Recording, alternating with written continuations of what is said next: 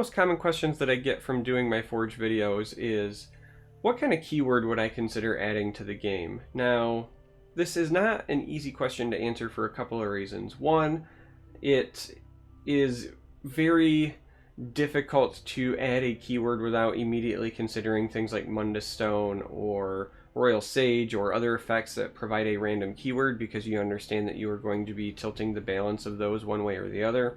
The other reason is because I wouldn't want to take what I would consider to be the low-hanging fruit answer. I think a while ago it was potentially leaked that there's going to be a flanking mechanic at some point that takes advantage of where your creatures are located.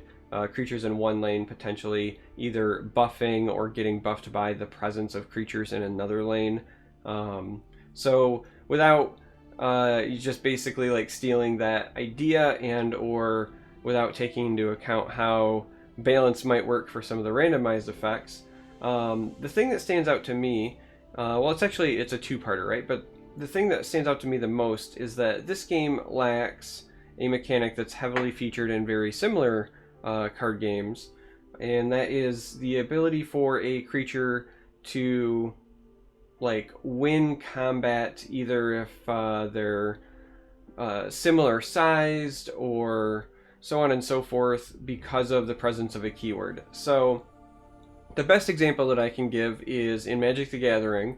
There is an ability called First Strike, and in that game, essentially, creatures with First Strike deal their damage first, meaning that part gets resolved before normal damage is then applied. And so if a creature with First Strike has enough attack to kill the opposing creature, it never takes damage. It just outright survives. It did its damage first, boom, done, did First Strike. So, there's a similar mechanic in Eternal. Now in Eternal it's called Quick Draw, and it's basically the exact same thing, except it only triggers, or it's only featured when you are attacking, meaning it's giving the benefit to the aggressor. Now, I like this mechanic, and I think that something similar to this would fit really well into Legends because it's a very creature-centric mechanic. I think that it's safe to say that because Legends is a game where the core combat mechanic is that the attacker chooses targets, right? My creatures can attack your creatures.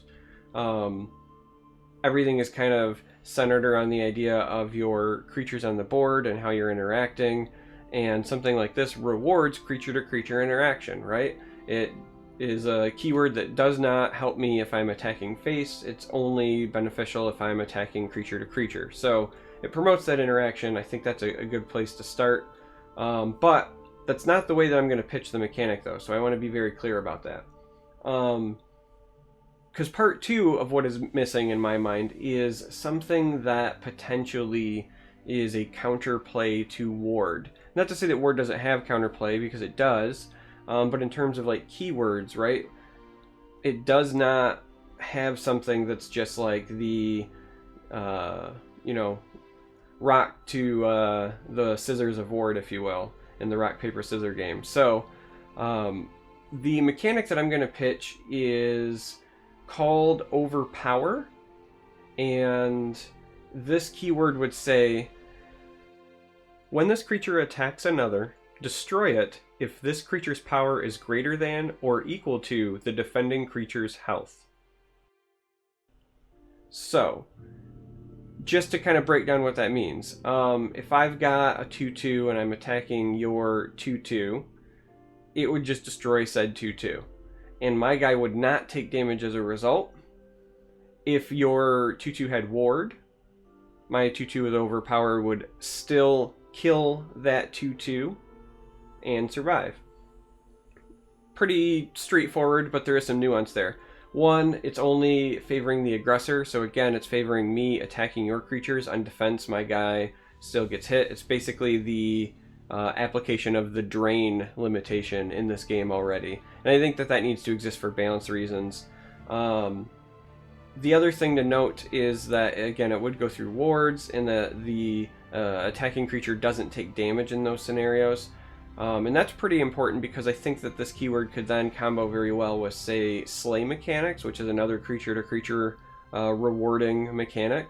Something that gives like +1/+1 on a sleigh, for example, starts to go a lot further if you're not also taking damage as a result of the combat requirement for sleigh, right? So I think there is some cool interactions that are potentially there with this, right? There's synergies that could arise with this mechanic and other ones. Now, Overpower is what I'm calling it. I'm not 100% sold on that as the term in my head over the last couple of weeks. I've also called it Overwhelm. I've called it Obliterate.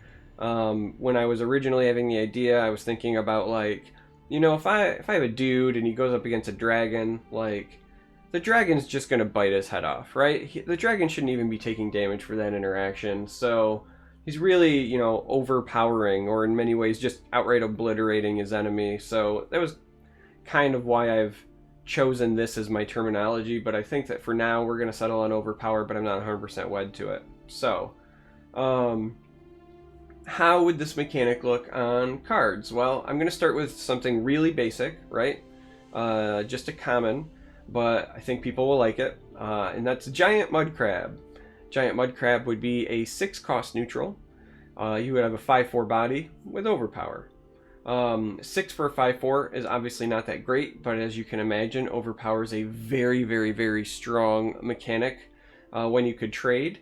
But I did the stat line for a couple of reasons. One, it's neutral, so you don't want it to be too good, right? Like, neutral cards oftentimes have like a cost associated with their versatility. They can go in any deck, so stat-wise, they're usually not like up to snuff with a color-specific, or especially not up to snuff against, like, say, class-specific cards.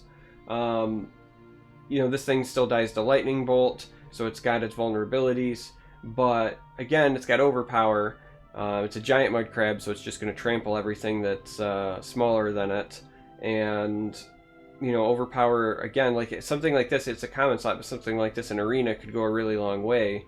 You know, if you play this and then they don't have a way to either remove it or trade into it, because again, Overpower only triggers when you're attacking, then you can start getting some value out of it. So this is how I would envision just like a pretty standard common slot card for this. What's interesting is I think Overpower favors the Shadow Lane a bit more. Even though you want to trade, you want to be able to have the, you know, the initiative in the trade. So that's another interesting thing to consider, especially as we talk about part 2. So while in my head, Overpower was really going to be designed for these big hulking brutes that were just smashing your opponents, or things like giant mud crabs, I could see it be on shifty things to represent outright assassinating something. And so, for my second card, speaking of Shadow Lane synergies, or in this case just cover, I present to you Shadow Scale Assassin. Shadow Scale Assassin is a 3-cost 3/1, and it has Overpower, and it says at the end of your turn, gain cover. Now, I think this card is interesting because you can play it in the field lane, and it would still receive cover and potentially give you that initiative for quality trading even in the field lane.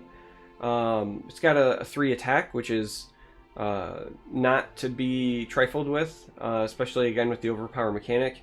He's a 3-cost that could eat 3 3s, or X 3s, if you will, and totally survive the encounter and potentially provide value.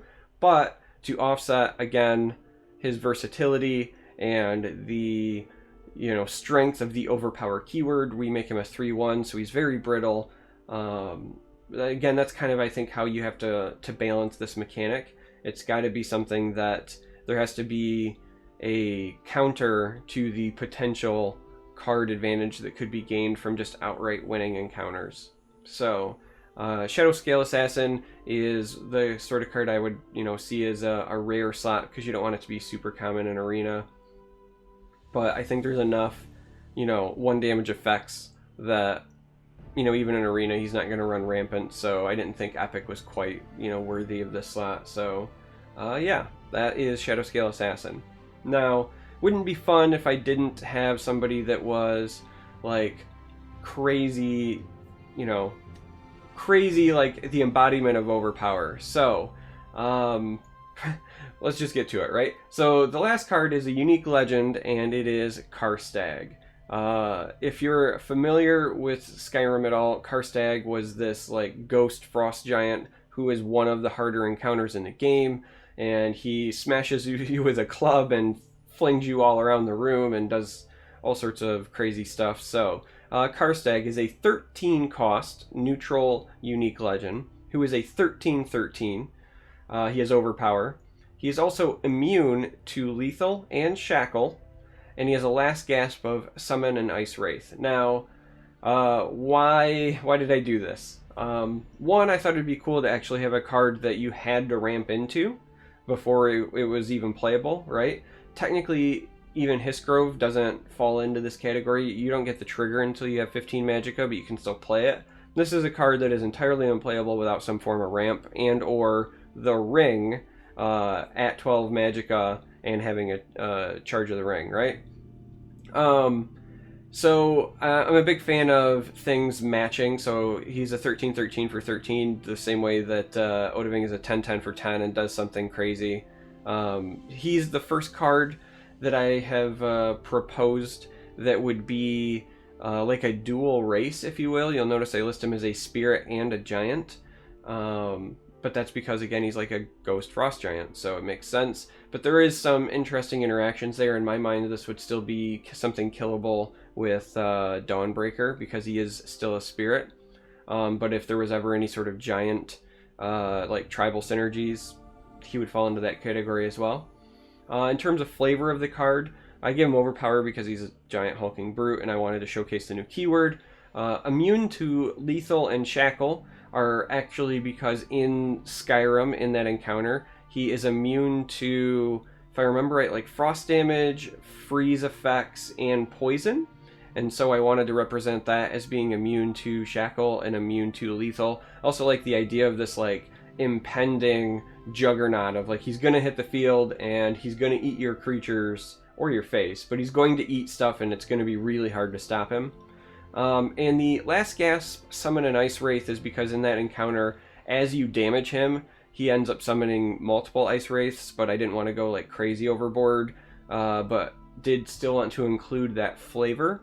So that's why we gave him last gasp Summon an Ice Wraith. So that's Karstag, or at least my proposal for him. That's a couple of ways that I would envision the Overpower mechanic working. Again, for me, the excitement is just in that it's creature-centric. It rewards interaction.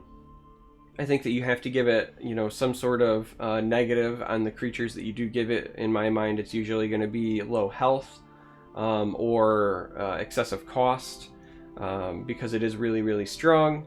But I think that that would be a nice addition to the game, a nice way to potentially counter ward, so on and so forth. So, as always, I love you guys. Thanks for watching, and may you walk on warm sands.